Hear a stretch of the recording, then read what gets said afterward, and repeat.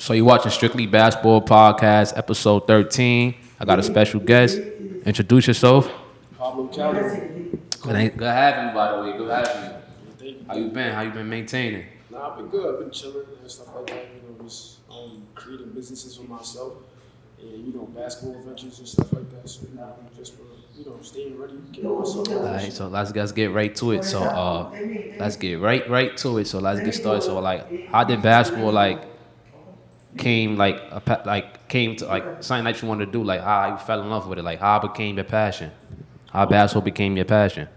Basketball became my passion because I started looking at people playing ball and the enthusiastic, the energy and stuff that people was giving off basketball. I was like, damn, I want to be a part of that. So,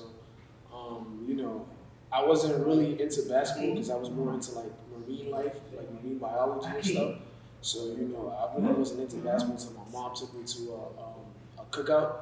And, I didn't have the right shoes on. So, I played. Family cookout? Yeah, Family cookout, that's a fact. I played ball with my cousins and stuff. I didn't know the rules of basketball. So, I made one little mistake. Everybody was clowning me. And from there, it just became a passion because I wanted to prove people, I could hoop and stuff. So, I went to middle school, elevated myself.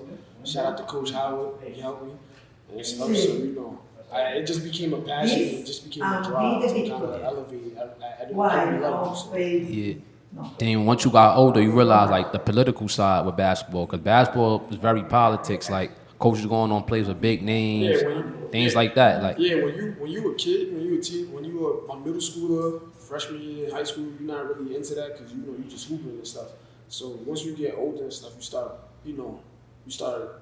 looking at things from the outside. You start looking at things from the inside also with politics and stuff. So basketball as you get older has a lot of politics because there's money to be made with basketball, as you can see. So, it's a lot of things that go into basketball and stuff like that nowadays. It's not how it was before. Like so, what was your first organized basketball team you played on growing up?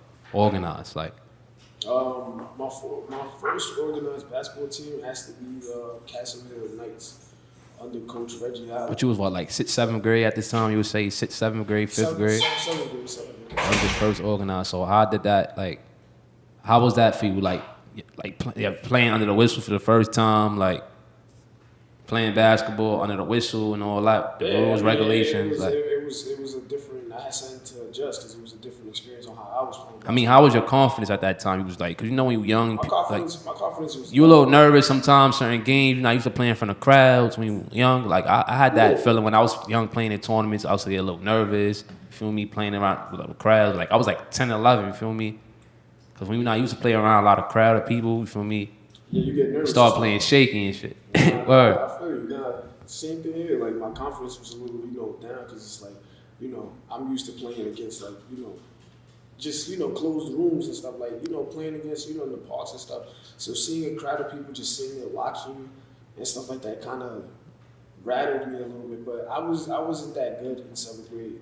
And stuff like that. So I had to work ethic. I had to work. You had to persevere. Like I spoke about this the last episode. You had like perseverance. Like something not working out, but you still working hard, staying committed to do something. That shows persistence, perseverance. Like a lot of work. Like even when people don't believe in you, but you still working hard every day, getting up, going to the track, going to the gym, going to lift weights, still working hard, persevering. That's the most important thing to do is like persevere through all the negativity, all the downfalls, and still like getting to where you want to be in life. Yeah, so like that was good. So how was the transition from middle school going into high school?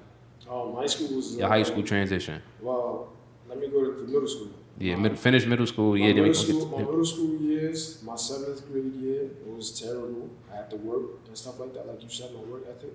So it's 8th grade year, I became like the number 2 middle schooler in New York City. Ranked, ranked, right? Yeah, because I ended the season with 30 points. He was wild, man. So I was like most improved and stuff like that. So once I got to Eagle Academy for Young Men in the Bronx. I heard of Eagle. I know a couple people that went to Eagle. Yeah, so a lot of things were transitioning. I was no longer like the main focus. Like I wasn't the center anymore because there was taller people than me. So I became a shooting guard. in my freshman year. Shout out to Coach DeAngelis.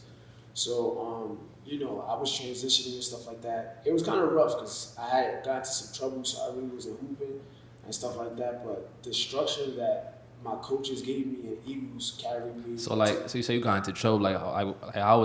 How was that? Like the trouble, you ain't had to. Like, it wasn't really too bad. Like how was that? You would say. I mean the trouble was, I was, running with the wrong crowd and stuff like that. Yeah, when you were young, when you were young, we were not that smart. We don't got that much knowledge. You feel me? So, just being a kid, just moving how you move and stuff. You feel me? Yeah, I was running with the wrong crowd. Trying to fit in. I guess put myself in certain positions to, kind of be like the guy and stuff like that. So I really wasn't thinking about basketball as much and stuff.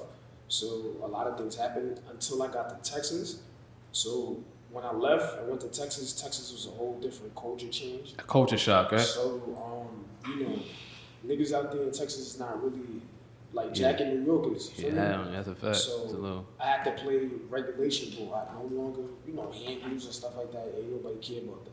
So how would you say, like, far as the competition from New York and Houston, like, it's totally different, right? But they got good hoopers out there, but I think to be honest with you, because I grew up in Texas, so I think the competition wise in Texas is unmatched as far as like hoopers in New York, because Texas has athletic people and that's a football state.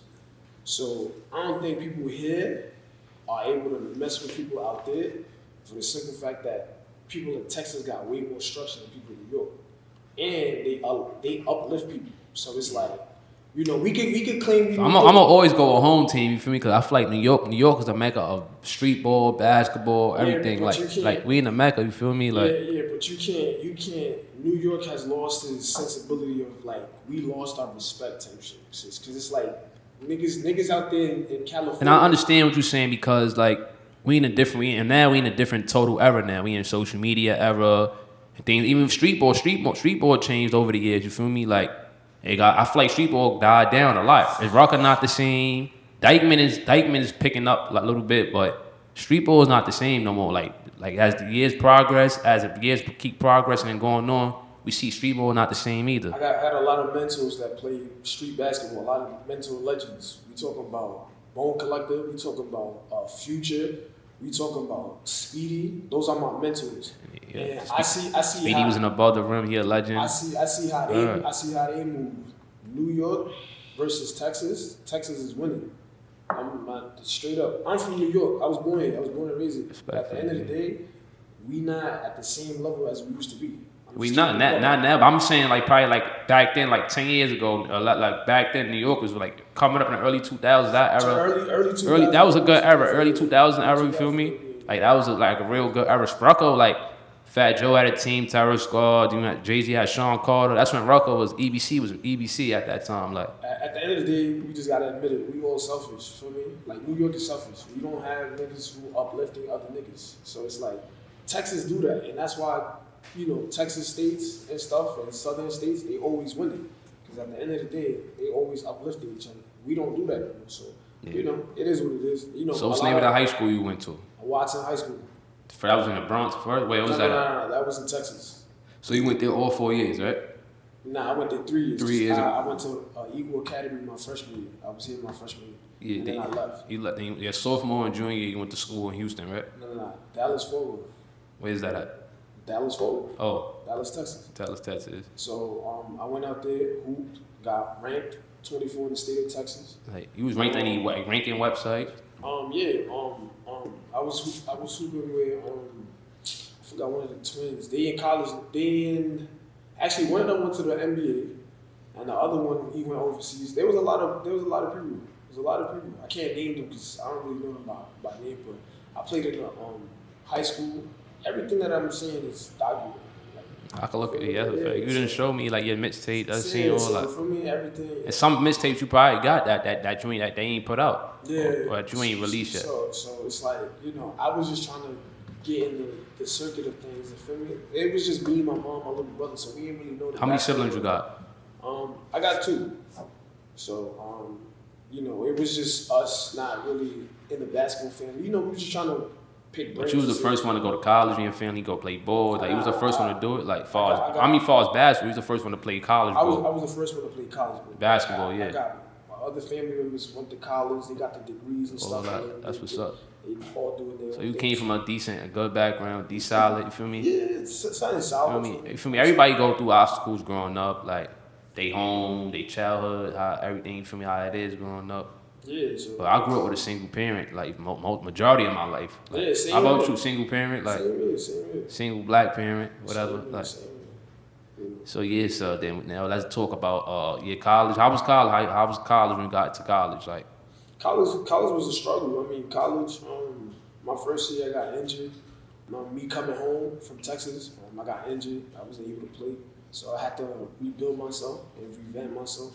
And it was one of those things where I kind of felt depressed because I didn't have nobody on my side to like push me and drive me. I had a lot of outside noise, kind of like canceling me out. So once I got to Pennsylvania, it was still a struggle. I was injured. The coaches wasn't jacking outsiders because he didn't want people from New York, Ohio, because he wanted home state people and stuff. He was kind of political. Yeah, he was kind of political. So he didn't really want outsiders. But I mean, we brought him a first championship, so I can say I'm a college champion. Yeah. So that was your freshman year? That was my freshman year. Yeah. So and I was 6 million. So you only went to one college? How many colleges you went to? I went to Pennsylvania, and then I ended up going to LIU Brooklyn. Yeah. I was. Now talk about this. Like, what made you keep? How was the Cause I see you was bouncing around a lot. Like. Yeah, I mean, where my opportunity lies, I'm gonna always go. So I mean, anything I can make myself better, I'm gonna always go. So. I went to LIU Brooklyn. I was a red shirt, but for the D1 team. Yeah, for the D1 team. Word, that's what's up. Yeah, what year was that? 2018, 2019. Word, that's what's up. You ain't play that much there at all? Nah, cause a lot of. I feel like to me as a basketball player, like if I'm gonna, there was some people on the team that really wasn't like. That you feel me? They were recruited there. Yeah. So it's like I know you feel like you could have did work there. Yeah, so I kind of brushed it off and just focused on my schoolwork and try to become a lawyer because they had law and stuff like that. So I tried to become a lawyer, but then basketball ended up knocking. So I just picked up my basketball and just started doing the programs and stuff. And started doing. You ever got invited to any college? You played any college showcases? College showcases? Yeah, I played with my son. I played under Tibby. Yeah, Big Apple. I played in Big Apple one time. Yeah, he ran all the unsigned hype, Big Apple. Yeah, during that shit he run. During that year, Tibby was helping me. He was helping me promote myself. Actually, he had ended up helping me playing some program under Roman Perez and stuff. He was helping me. Shout out to Roman. I met Roman when I was in 2016 at an Apple store. He got me in Terminal 23 for my first time. Remember they had the Mellow Gym at that time? Oh yeah, I was playing against Mellow Gym used to be lit. Like as soon as Carmelo left the Knicks, like they closed it down because he wasn't getting along with Phil Jackson and all that other stuff. Phil Jackson traded mad people that year. J.R. Smith, Iman. He let half of the Knicks players go. Well, Phil Jackson was wilding. And I feel like he was just there for the money. He didn't really want to be Knicks president. He was just there for the money. Like. Shout out to my OG, Carmelo. Yeah, I was just talking to Cayenne yesterday. You was like really talking to him. Like. Yeah, I was talking to Cayenne yesterday. That's lit. You probably could FaceTime him right now, like yo. Sound like that, but he busy right now. He on a college tour. If I could get him on the EP, like you probably could work something out with me getting other people on here for sure. Probably. Just gotta set something up. So yeah, but basketball has its up and downs. It's just like a relationship. I mean, if you cheat or something like that, you always gotta kind of come back to the circle of why you fell in love with the game and stuff. So So how was the professional life like for the time zone? You went overseas and all that. Cause the time zone, everything's different. Playing overseas in a different country, you're away from home, your family. Yeah, I was in Spain. I went to Spain, but pro life is like what you said earlier. Pro life is And that's a culture shock going from leaving the U.S. going to another country. That's a huge culture shock. At first, but the mind works in mysterious ways. And if you got God on your side, God definitely works in mysterious ways. For the simple fact that if you have a purpose in life, or if you have a goal in life, it don't matter if you shaky about your new ventures, because they always say in order to get uncomfortable, in order to get comfortable, you gotta be uncomfortable. Feel me? So, you know, me going to Spain and stuff was a very uncomfortable situation, but I know I had a job to do, and I know I had to come back with something. So, you know, and plus I speak Spanish, so it was comfortable for me. What you have for Panamanian or something? Nah, I'm half Honduran. Honduran, yeah. So, you know, a lot of things. So you're Honduran and like Black American. No, I'm Honduran and European. European, oh, yeah. That's a good combination. I'm Trinidadian, Native American, Black, Irish, Italian, whatever. I'm all mixed with all type of stuff. So a lot of things was happening for me, and you know, like I said, I had a job to do. So at the end of the day, for me, you know, it is what it was. So. Yeah, so you played in Germany, you played in a couple semi-pro leagues, right? Yeah, Semi-pro leagues. A couple semi-pro leagues. I played in a couple. Pro Can. I know you was at the Pro Combine. That was what, last year or 2 years ago? Last year or the year? 2 years ago. That was 2021. Yeah, and I played in a couple summer leagues with a couple pros. You know, on my Instagram, those are the people I played under for a little bit and shit like that. So you know, I'm trying to find something solid or whatever case may be. You know, continue to grow and stuff like that. So yeah. So which one to transition to like after when you feel me when the balls officially stop bouncing, because when basketball ain't gonna last forever. It's only 60 picks every year, and everybody ultimate goals to make it to the NBA, but it's a very short window. Yeah, that's not my goal, to be honest with you. Like I see, like I said, I have a lot of friends in the NBA. I got Cayenne, you know, I got a lot. Up next, he was killing at the USA practice. I've seen it on the gram. He like 6'5". He getting taller. Yeah, he only 16. I don't think he hit his growth spurt yet. Nah. Word, that's a fact. Like, so you know, like I said, that's not my ultimate goal. Everybody thinks that's ultimate goal. It's cool because you know you get the perks and you know you get the limelight and stuff. But at the end of the day, for me, like I feel like to me, you know, my ultimate goal is to have enough so I can, you know, sustain and, you know, live a comfortable life. Yeah. And my next goal, you know, after the basketball is, you know, to become a marine biologist. You know, my girl took me to go see whales and stuff. Even though that wasn't my favorite type of whales, I still went to go see whales, and the water was so calm and so nice and so beautiful that it had me thinking like about the afterlife, like what's next after basketball. So, you know, after a couple years. Yeah, because like I said, there's a lot of professional athletes that played the game of basketball, but they doing what I'm doing now, podcast. They doing like other things. You feel me? Yeah, after a couple years, I'm gonna go back to school. And even me, I'm still hooping, but I'm still doing my podcast. You feel me? I got a semi-pro workout next month, so I'm still in it. You feel me? I ain't going. If you love something, you still gonna have the passion for it. You feel me? I started playing ball at 10. I got my first trophy at 10, 11. So I got trophies in the crib as a kid. So it's always been my passion. Me having a podcast, like yo, people know that's his passion. Yeah, so you know, everybody has a different passion and stuff like that. So you know, my passion is to be a marine biologist. So you know, that's something that I'm gonna do after basketball, and you know. That's something that I feel like, to me, it's peace. It's like, what is that marine biologist? Let's describe that. Marine biology is you're able to swim with like sea life, like whales. My favorite whale is a killer whale. So you know how to swim? Yeah, that's real good. You like, what's the deepest water you ever swum in? Swim in like. I swam in the beach, in the ocean. Damn, all right. So I ain't gonna lie, I'm not that. You feel me? Majority of black people can't swim, so I'm not ashamed. If I can't, you feel me, that as much as a good swimmer, because majority of black people don't swim or can't swim. Yeah, and swimming is a very important tool you need in life to survive. Yeah, so what were we just talking about? We was talking about sea life. He was asking me what is marine biology, and I was explaining to you. That's like, you know, me swimming with dolphins, you know, anything that has to do with the ocean and stuff, you know, with the water and stuff, that I'm in there. Yeah, that's a fact. Word. Like I said, swimming is an important tool you need in life. Swimming is important because you need swimming to survive. Like, feel me?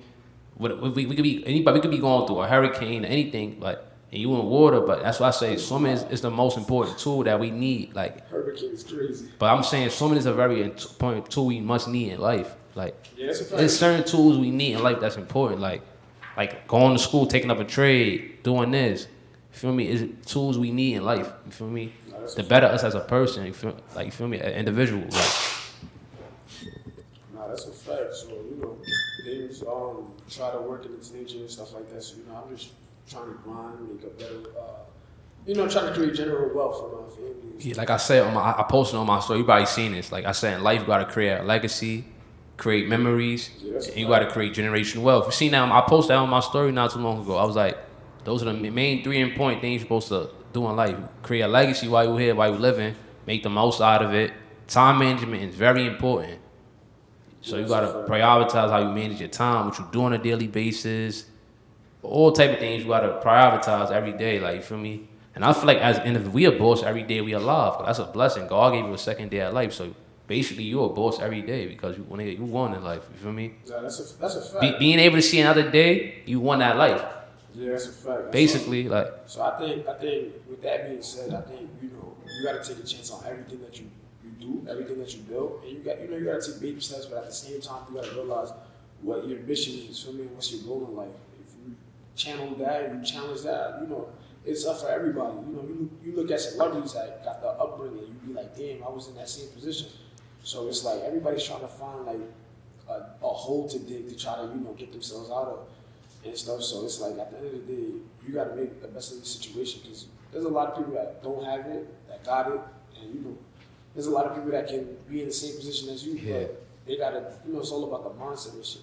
Yeah, like a lot of celebrities say, like a lot of celebrities, like I like celebrities that give back to their community, like toy drives, Christmas drives, like successful figures. But and there's a lot of successful figures that make it successful and don't give back to their community. Like that's a fact. Like Nipsey Hussle. Nipsey Hussle was a very successful entrepreneur, activist.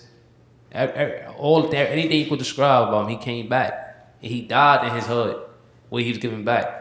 Yeah, that's a fact. I'm not even a celebrity. I'm just a regular guy, and I gave back. Me, like even me, I never gave back, but eventually when I get to be more and more financially, you feel me?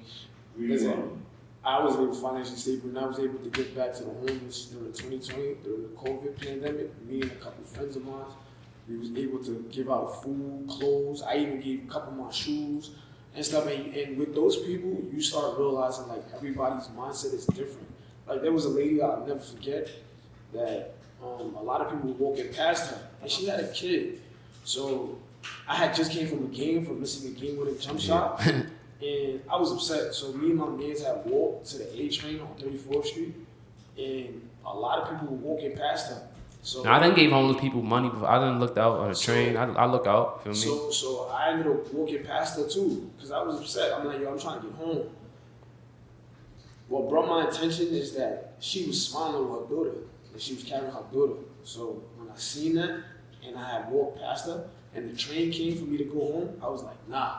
I went back downstairs, gave her 15 cash, and she was crying, because, that's something, she could eat off of. So, after that, it just became a thing where I was like, let me try to do something and get back to the homeless. That's love. That's blessings. That's blessing. Yeah, that's love. I'm not even a love. celebrity. I'm just somebody trying to get back and trying to, Yep. So I'm gonna say a couple more things before we leave off and all that. So, what you trying to venture to besides basketball? Like any merch, any other business, like ventures you trying to like transition besides basketball, like future endeavors besides, or it's mainly basketball now? Do you got any business you running now? I got a couple businesses I'm running now. Two businesses. Can't really name them right now. You want to keep it a little low key now? Yeah, I really can't name them right now. But I got 2 businesses going. And let me know, like when you got merch. Let me know if you get the merch. Look out for me if you get merch and all that. I got you. Appreciate it. Yeah. Shout out to my agent Brittany Cooper. She handles like brand and stuff like that. Like if I want to go in a brand situation and stuff, she handles that for me and stuff like that. So shout out to her. So if I have merch, I'll let you know from me. That's a fact. All right, so we about to leave off. Thanks for watching Strictly Basketball Podcast, episode 13 with my special guest. So tell the people where to follow you. Yo, follow me on IG _swaggy and stuff like that for me. Show some love. Shout out. Follow me at Strictly Basketball Podcast. Subscribe to my YouTube channel, Strictly Basketball Podcast. Subscribe. Follow me on Instagram, Strictly Basketball Podcast. You know the vibes. We out. Appreciate you. All right. All right.